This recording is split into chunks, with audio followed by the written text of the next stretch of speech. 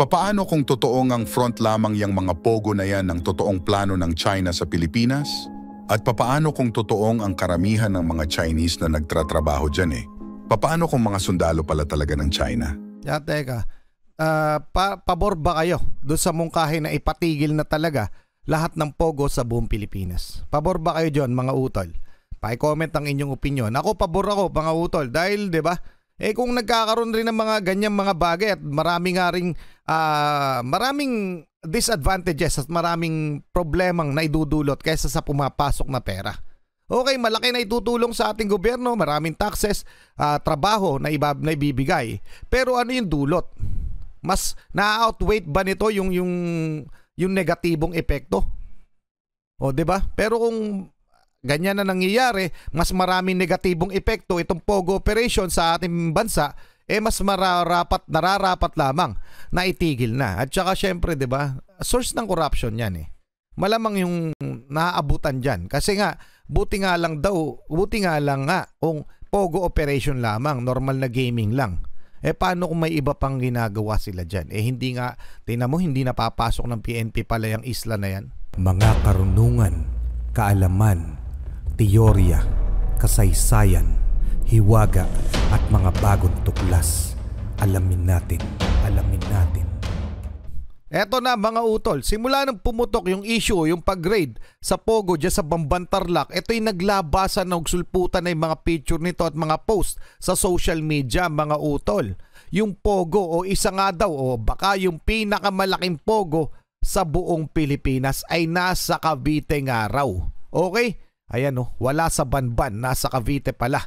Mula kay Ask Teacher Popong, paki-subscribe siya. Paki-like na rin yung video, mga utol. At aalamin natin at iba pang detalye tungkol sa pogo na ito sa Cavite, mga utol. Lilinawin natin to ng gusto.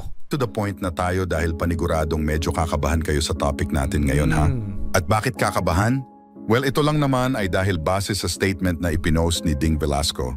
Ay dyan ay ipinaparamdam niyang hindi naman talaga sa Bamban dapat matakot ang mga Filipino, kundi sa mismong lugar sa Cavite. Yes, mga kapopong, at ang tinutukoy ng ni Ding dyan walang iba kundi itong super laking pogo na nasa Cavite mismo. Actually, kung isa-summarize kasi natin itong mga ipinost ni Ding, ay dyan ay malalaman natin na itong pogo na ito kayang maglagay ng approximately 20,000 na mga Chinese. Which is ang nakakatakot kasi dyan. Papaano kung mga Chinese na nasa military age of 25 years old up to 40 years old pala ang nandyan? Or in short, at upang hindi na rin kayo malito parang ang ipinapaunawa dyan sa post na yan ay papaano kung ang karamihan pala sa mga Chinese na nagtratrabaho dyan sa pogo na yan Papaano kung hindi lang pala mga ordinaryong Chinese, kundi mga sundalo pala ng China na nagkukunwari lamang na mga trabahador? Well, may point naman, di ba? Grabe. Pero ang malaking tanong ngayon posible ba talaga mangyari itong post ni Ding Velasco na ito? Yan ba isang katang isip lamang? Anyway, actually ganito kasi yan. Well, para pala sa mga hindi nakakaalam, ang isa kasi sa mga Chinese na inimbestigahan ng mismong Amerika noon walang iba kundi itong Chinese na ito, na ayon naman sa Amerika, at please correct me if I'm wrong, ay miyembro pala ito ng sandatahan ng China. So nakakatakot isipin, di ba?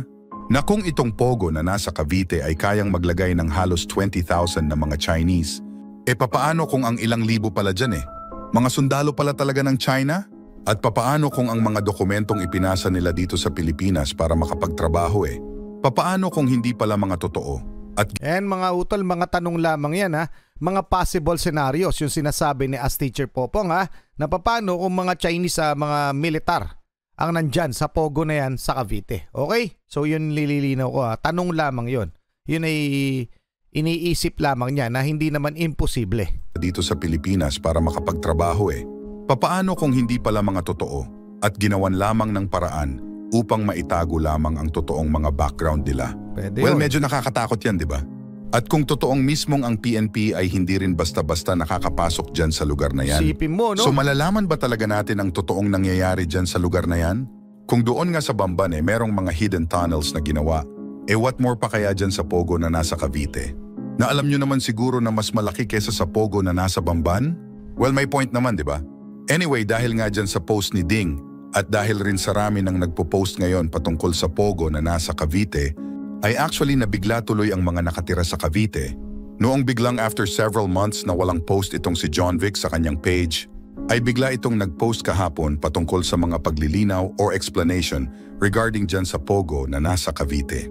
Okay mga utol, kasi eto syempre nasa Cavite, natural ikakabit yan doon sa mga nanunungkulan doon. And one more thing, kasi yung pwesto ng Pogo sa Kawit Cavite mga utol ay dati pong pag-aari, yung lupain ay pag-aari ng mga Rimulya mga utol. Pero ito po ay nilinaw na ni Governor John Vic Rimulya. Okay, ito po yung balita tungkol dyan. Pumunta muna tayo dito. Mula to sa Enquirer.net kasi nakakabit nga. Hindi naman imposible na makabit yung pangalan nila.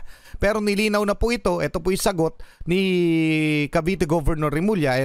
Cavite Governor Rimulya says family isn't involved in any Pogo operation. Kasi nga, dahil nga paglabas sa social media na may Pogo operation o may Pogo sa Cavite, syempre, automatic sila'y madadawit, lalong-lalo na dun sa dati nilang lupa. Okay? Nililinaw ko, dati nilang lupa nakatayo yung mismong Pogo na ito. Okay? Mga utol, ayan. Ito na po yung paglilinaw ni Governor John Vic Rimulya. John Vic Rimulya has clarified that their family is not involved in any Philippine offshore gaming operation Pogo, noting that they no longer own an island resort which was converted into gaming center. O yung dati nilang pag-aaring isla na yon siya ng pwesto ng Pogo. At ito daw mula sa kanya, ang sabi niya, marami ang kumakalat, quote, maraming kumakalat na post tungkol sa Island Cove. Doon po nakalagay ngayon yung Pogo na dating pag-aari ng aming pamilya. Sinabi niya naman, dating pag-aari ng aming pamilya. Ito po ang detalye para sa inyong kaalaman. 1970 po noong nabili ng aking yumaong ama na si Attorney Johnny Rimulya ang isla na matatagpuan sa Kawit, Cavite. Taong 1976 noong binuksan ito bilang Covelandia, okay?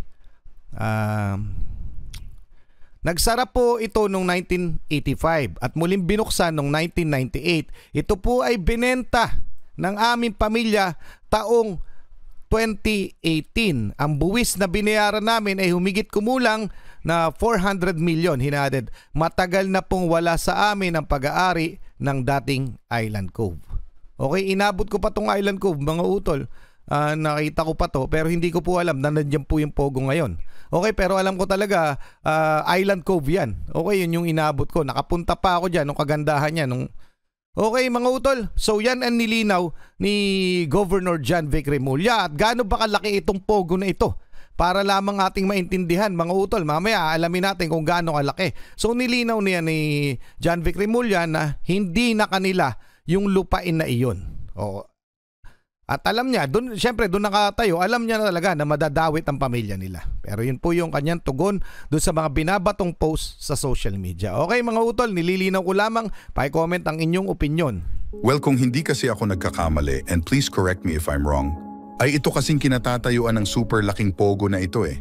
Dati itong Island Cove na under naman ng pamilya ni na John Vic, which is nabalita naman noon na naibenta na ito ng ilang bilyong piso sa di umano'y mga grupo ng mga Chinese businessman. Okay. Actually, kahit anong research ko kasi sa internet hindi ko makita ang mga eksaktong pangalan noong mga Chinese businessman na yan. Pero posible kayang in the future isa-publiko na nila kung sinong mga Chinese businessman itong pinagbentahan nila ng lupang kinatatayuan dati ng Island Cove, na ngayon ay isa sa pinakamalaking Pogo sa Pilipinas. Anyway, ang question ulit ano ba talaga ang mangyayari sa Pilipinas kung ang lahat ng Pogo dito sa bansa hindi na payagang mag-operate or i-close na lahat? Actually, ganito kasi yan at pagbasehan natin itong sagot ni Vico Soto sa interview niya kay Ted. Sinabi ni Vico na totoong milyong-milyong piso ang kinikita ng LGU dahil dyan sa mga Pogo na yan. Tama. Pero sabihin mang malaking pera ang kinikita mas malaki naman daw ang social cost o epekto nito sa komunidad. Actually, may point naman dyan si Vico sa kung bakit ang lahat ng Pogo sa Pasig City ipinatigil na niya lahat. Pero bukod kasi sa bilyong piso na kinikita ng Pilipinas dyan sa mga Pogo na yan, ay ang totoo kasing nakakatakot Papaano kung totoo ngang front lamang yang mga Pogo na yan ng totoong plano ng China sa Pilipinas? At papaano kung totoong ang karamihan ng mga Chinese na nagtratrabaho dyan Papaano kung mga sundalo pala talaga ng China? Teka, pabor ba kayo doon sa mungkahi na ipatigil na talaga lahat ng pogo sa buong Pilipinas. Pabor ba kayo dyan, mga utol? Paki-comment ang inyong opinion. Ako, pabor ako, mga utol. Dahil, di ba, kung nagkakaroon rin ng mga ganyang mga bagay at marami nga rin, maraming disadvantages at maraming problemang naidudulot kaysa sa pumapasok na pera. Okay, malaki na itutulong sa ating gobyerno, maraming taxes, trabaho na ibibigay. Pero ano yung dulot? Mas na-outweigh ba nito yung negatibong epekto? O, 'di ba? Pero kung ganyan na nangyayari, mas maraming negatibong epekto itong pogo operation sa ating bansa, mas nararapat lamang na itigil na. At saka syempre, 'di ba? Source ng corruption 'yan eh. Malamang yung naaabutan dyan. Kasi nga, buti nga lang kung pogo operation lamang, normal na gaming lang. Paano kung may iba pang ginagawa sila dyan? Hindi nga, tingnan mo, hindi napapasok ng PNP pala yung isla na yan. Paano kung marami dyang kung ano-ano pa, mga illegal na aktibidades na nangyayari sa loob niyan? Kagaya no sa Banban Tarlac, 'di ba? Merong money laundering, may love scam. Paano dito? Ano pa dito? Isipin nyo dito sa Cavite. Ano nangyayari sa loob niyan? Okay? So ano masasabi nyo? Pa-comment na lang. Sa akin, mas okay na itigil na siguro yung buong operation ng buong pogo sa buong kapuluan ng Pilipinas. Okay? Tuloy na muna natin. Ay, mamaya titingnan pala natin kung gaano kalaki itong pogo na nasa Cavite. Well, kung ang mga kapulisan nga hindi basta-basta nakakapasok dyan sa pogo na nasa Cavite, ay parang ang weird, di ba? Teritoryo ng Pilipinas pero ang nag-aastang hari mga taga-China. Papaano kung ang mga spy devices ng China nasa pogo na yan sa Cavite at wala naman talaga sa Bamban? Tama. Pero wait lang ha. Please correct me if I'm wrong, pero di ba 2018 sinimulan gawin yan? 2018? Anyway, ang tanong ko naman sa inyo ngayon para ba sa inyo ay dapat nang ipasara ang lahat ng pogo dito sa Pilipinas? Yes. Well, syempre gusto kong malaman ng inyong mga ideas, so i-comment lang yan sa baba. Ito ay aking babasahin ng personal at pupusuan. At syempre kung minalaman o natutunan ka sa video ito ay mag-subscribe ka naman. At eto mga utol titingnan na natin, tapos naka-save video, titingnan na natin kung gaano kalaki itong pogo na nasa Cavite. Sa Kawit, Cavite yan mga utol. Yan mula to sa X, no? Shortage, okay? A former 36-hectare resort in Cavite being converted into Philippine Offshore Gaming Operator, POGO, which could accommodate around 20 to 50,000 Chinese workers. Puro Chinese lang ba nandyan? Hindi ko po kasi alam Wala akong idea. Pero malamang maraming Chinese dyan, di ba? Formerly known as Island Cove, the property was previously owned by the Remulla family and was reportedly sold in 2018 to unnamed Chinese-Filipino investors engaged in POGO operation. Ngayon mga utol, 36 hectare yan, posible to na linawin ng pamilya Remulla na o ilabas kung sino yung nakabili. Pwede kaya to, no? Kasi naka-question sila pero yun nga, hindi na kanila. Okay? Yan ang malinaw. Hindi na kanila yung lupain na yun. So itong 36 hectare na ito na resort sa Cavite, itong Island Cove ay isa ng malaking Pogo Hub. Okay mga utol, sabi nga dito sa Expose Philippines, sabi niya, is just the tip of the iceberg. The real iceberg is in Cavite City, yung sa Banban Tarlac, yung sa Pogo Cavite. Okay, anyway mga utol, gusto ko malaman ng inyong opinion hinggil dito. Pa-comment na lang at napaka-importante niyan sa atin. At malinaw na mga utol, yan yung pinakamalaki ay nasa Cavite. Okay, dyan sa Kawit, Cavite. At sana nga, di ba? Kasi baka kung ano-ano na nangyayari dyan sa loob niyan kasi nga hindi nakakapasok ang PNP. Baka nandyan lahat ng pinaka-major nilang operation and posible kaya na itong mga POGO operation na ito interlink yung sa Banban, yung sa kung saan pa, 'di ba? O pati ito sa Cavite. Anong masasabi nyo? Pa-comment na lang mga utol. Hanggang doon muna. Maraming salamat sa iyo, Aster Teacher Popong. Maraming salamat sa inyo. Muli ako Stargate Achilles. In behalf of the Real South Pipe Production, ako nagpapasalamat sa walang sawa niyo pagsuporta. Kayo mag-ingat. Keep safe. God bless. At saludo po ako sa inyo lahat. Maraming salamat po.